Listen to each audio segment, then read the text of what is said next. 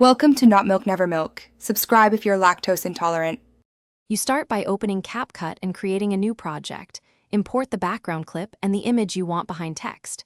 Place the background on the main track, then add the image on a layer above it. Make sure the project ratio matches your final output. This prevents cropping later. Once done, scrub the timeline to where the text will appear. Position the image at the correct time. This quick setup gets you straight into layering and masking without wasted steps. Now you create the reveal effect. Add your text and style it, size, font, spacing, so it reads clearly over the image.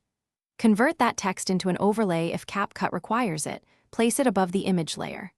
Select the image layer and open the mask tool. Choose a text-shaped mask or use the inverted option so the image shows only where the text sits.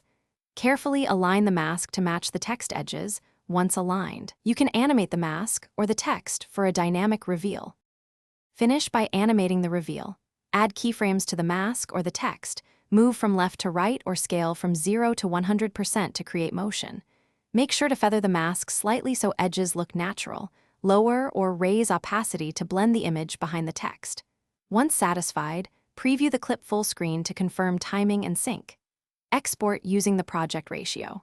If you see jagged edges or misalignment, reopen the mask. Nudge keyframes and increase feather slightly. That usually fixes it. Thanks for watching. If this was helpful, leave a like and consider subscribing. See you next time.